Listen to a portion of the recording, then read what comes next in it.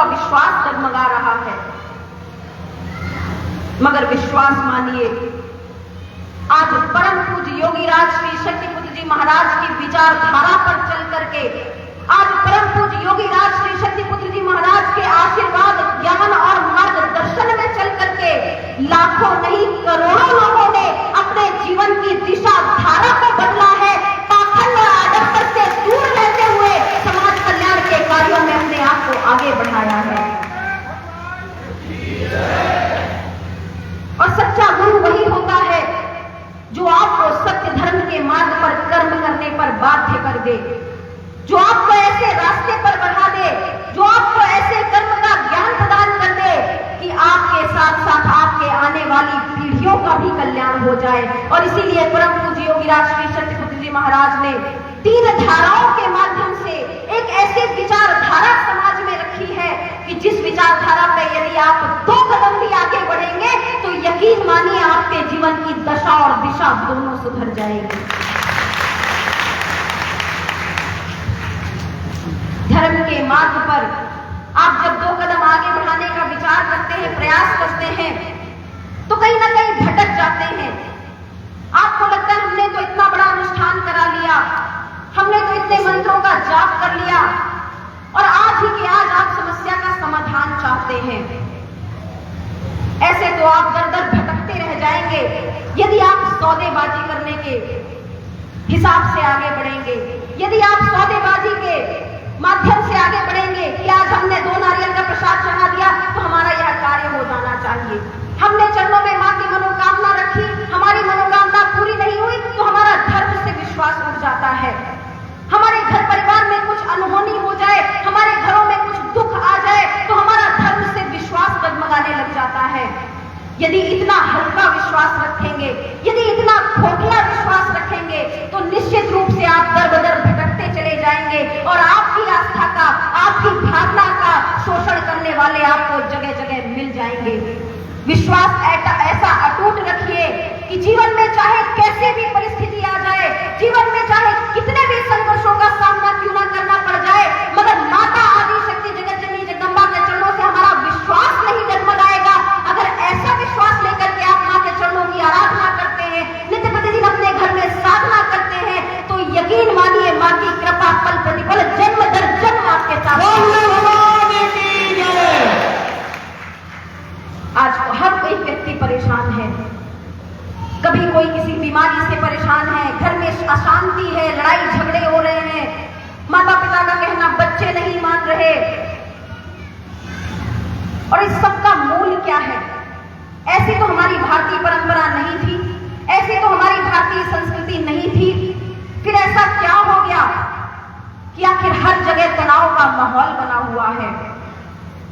मानवता एक दूसरे की मदद करने से लोग डरने लगे हैं, एक दूसरे के सहयोग के लिए आगे बढ़ाने में कदम लोग डरने लगे हैं। आखिर ऐसा क्या होने लगा?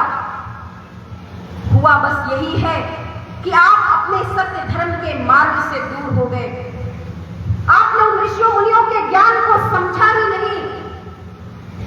हमारे ऋषियों मुनियों ने हमें ज्ञान दिया वसुधैव कुटुंबकम का, पूरी धरती को अपना परिवार मानने का, मगर स्वार्थ में व्यक्ति इतना अंधा हो गया कि आज भाई भाई का दुश्मन बनने के लिए तैयार है, आपस में पड़ोसी एक दूसरे को मारने काटने के लिए तैयार है, एक दूसरे पर जातिगत हमले करने के लिए तैयार है, एक दूसरे पर धर्म के नाम पर हमले करने के लिए तैयार है। और यही हमारे मूल में जो कमी आई है, जो हमारे भावों और विचारों में इतना बड़ा परिवर्तन आया है कि हम इस विश्व को, इस अपने पूरे मानवता को अपना परिवार ना मान करके एक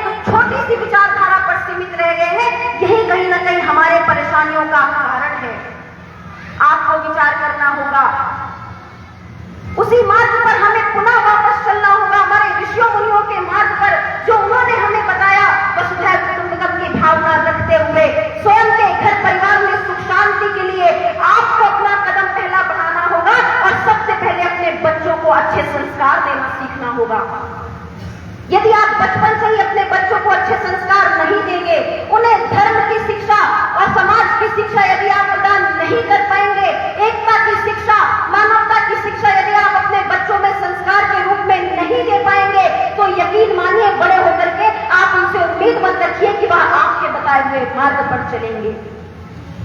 आप स्वयं अपने पूर्वजों के मार्ग पर नहीं चल रहे, आप स्वयं भगवान राम भगवान कृष्ण के बताए हुए मार्ग पर नहीं चल रहे।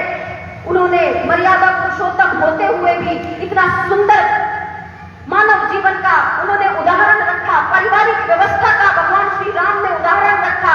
रामायण तो हर कोई अपने घर में करवाता है, हर किसी के घर में रामायण का, रामचरितमानस का पुस्तक हमें प्राप्त हो जाएगा। हो सकता है कभी कभी आप सब पढ़ते भी होंगे, मगर सिर्फ पढ़ करके किताबों को बंद करके रख देते हैं। कभी विचार नहीं किया कि भगवान राम के, भगवान कृष्ण के जीवन चरित्र को हम अपने जीवन में धारण करें कि उन्होंने कैसे पारिवारिक व्यवस्था समाज के बीच में बनाई, कितना माता पिता का उन्होंने सम्मान किया, कितना अपने भाई के लिए उन्होंने त्याग किया, कितना अपनी पत्नी का उन्होंने सम्मान किया, कितना संघर्ष उन्होंने जीवन में मानवता के लिए किया, धर्म की रक्षा के लिए कितना तप त्याग पुरुषार्थ किया। यदि वास्तव में भगवान राम और भगवान कृष्ण के जीवन चरित्र को ही आप जान जाओगे और उस जीवन चरित्र के 20% भी अपने जीवन में उतार लोगे, तो आप भले ही भगवान राम भगवान कृष्ण बन सको ना बन सको, दिव्य पुरुष धर्म पुरुष महामानव अवश्य मगर दुर्भाग्य है कि हो सकता है घर में माता पिता भोजन के लिए 2 वक्त के लिए तरस रहे हो सकता है भाई से जमीन के विवाद में एक दूसरे का कत्ल करने तक के लिए तैयार हो सकता है कि आपस में घर में इतने झगड़े होते हो कि एक दूसरे का चेहरा देखना पसंद ना करते हो और एक दूसरे से घर अलग करके 2 मकानों में अलग अलग रहने की व्यवस्था बना ली हो, मगर पूजा पाठ करेंगे, मंदिरों में जाएंगे, जल चढ़ाएंगे, सब कुछ कर लेंगे। कोई टोना टोटका बता देगा वो भी कर लेंगे, कोई झाड़ फूक बता देगा वो भी कर लेंगे, मगर सुधार नहीं करेंगे जीवन में, मगर विचार नहीं करेंगे जीवन में कि यह अशांति कहां से आ रही है। पुनः विचार कीजिए, अपनी पारिवारिक व्यवस्था पर विचार कीजिए कि आपके घर में नित्य प्रतिदिन साधना होती है या नहीं होती। आप सभी परिवार के सदस्य बैठ करके साधना करते हैं या नहीं करते। आप अपने बच्चों पर नजर रखते हैं कि नहीं रखते कि उनका जीवन किस दिशा की ओर जा रहा है।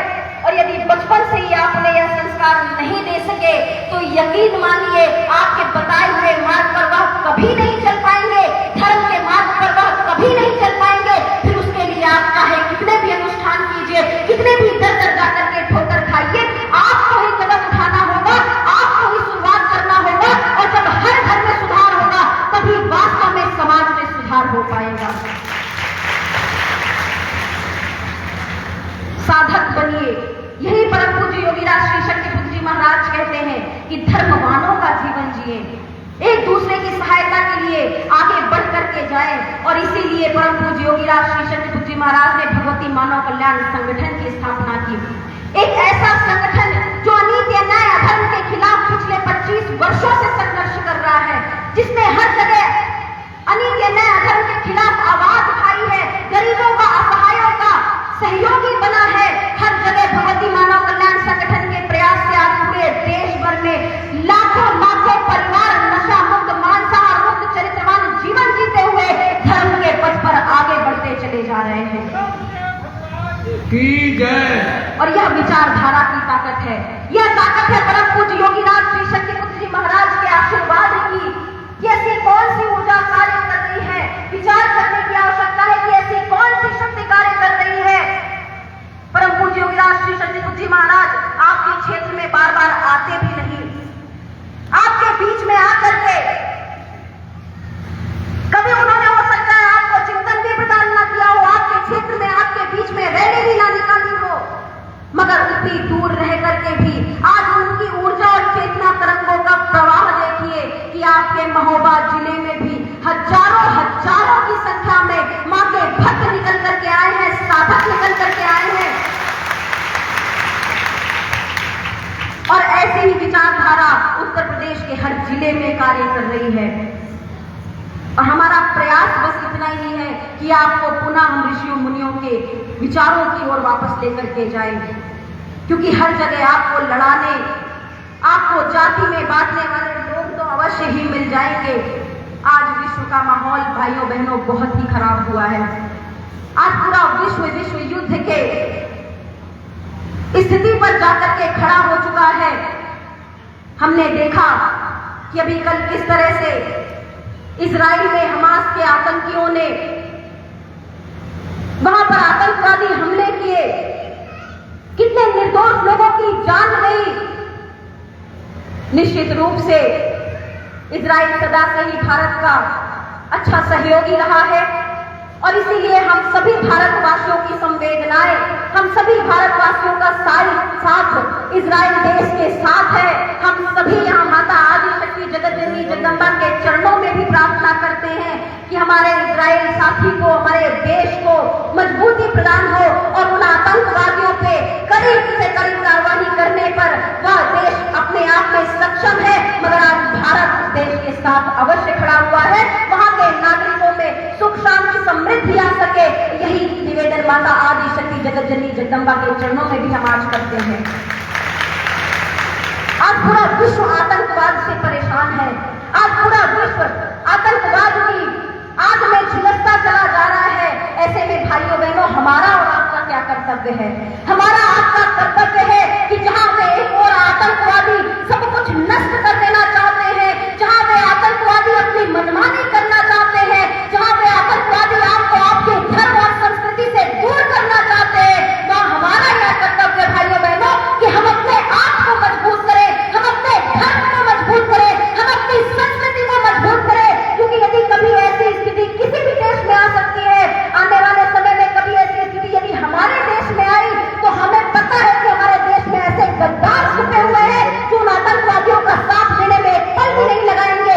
इसलिए हमें तैयार रहना होगा कि कभी अगर ऐसी स्थिति हमारे देश के साथ बनती है तो हम अपने देश को मजबूती प्रदान कर सके और आतंकवाद का विरोध कर सके। धर्म योद्धा का अर्थ केवल पूजा पाठ करना नहीं होता। धर्म योद्धा का अर्थ परम पूज्य गुरुदेव जी ने बताया है चारों ओर से सजग रहना, अपने मानवता की सेवा के लिए, धर्म की रक्षा के लिए और अपने राष्ट्र की रक्षा के लिए पल प्रतिपल सदैव खड़े रहना। यही वास्तव में मानव का कर्तव्य होता है और यही वास्तव में धर्म योद्धा का कर्म होता है। और इसीलिए परम पूज्य योगीराज श्री शक्ति गुरु जी महाराज ने तीसरी धारा के रूप में भारतीय शक्ति चेतना पार्टी का भी निर्माण किया कि आज भारत देश निश्चित रूप से भ्रष्ट राजनेताओं के कारण, भ्रष्ट नीतियों के कारण आज देश में ही देश के गद्दार पल रहे हैं। आज देश में ही देश के गद्दार मजबूत होते चले जा रहे हैं। आज भारत को तोड़ने वाले लोग एकजुट होते चले जा रहे हैं।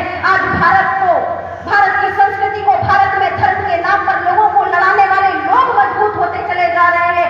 ऐसे में भारतीय शक्ति चेतना पार्टी एकमात्र ऐसी पार्टी पूरे देश भर में है जो सभी जाति धर्म संप्रदाय का सम्मान करते हुए भयभीत भ्रष्टाचार के विरुद्ध लड़ाई लड़ रही है। और हमें पूरा विश्वास है कि इन 3 धाराओं के माध्यम से समाज में परिवर्तन अवश्य आएगा।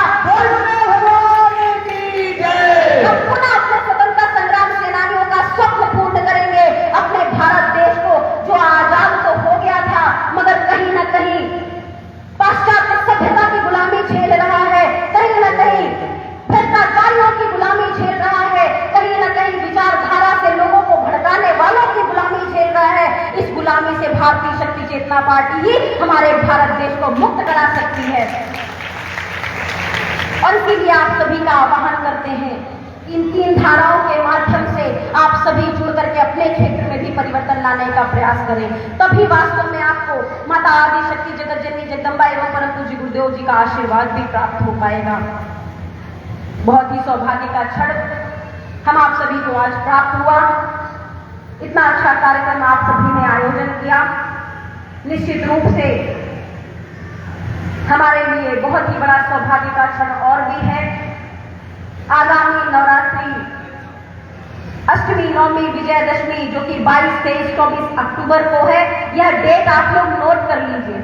इस ध्वनि यंत्र विस्तारक यंत्र के माध्यम से भी जहां तक भी मेरी आवाज जा रही है, मैं आप सभी क्षेत्रवासियों से निवेदन करती हूँ कि आप सभी 22, 23, 24 अक्टूबर को उस पंच ज्योति शक्ति सिद्धाश्रम में आयोजित होने वाले महाशक्ति शंखनाद में अवश्य उपस्थित हो, क्योंकि यह एक दुर्लभ शिविर होने वाला है। ऐसा ऐतिहासिक शिविर होने वाला है निश्चित रूप से परम पूज्य गुरुदेव जी की ऐसी ऊर्जा, ऐसी चेतना तरंगे हमारे जीवन के साथ जुड़ने वाली है, जिसको आप, यदि आप जिस शिविर में सम्मिलित होते हैं तो यकीन मानिए आप खाली हाथ वहां से वापस नहीं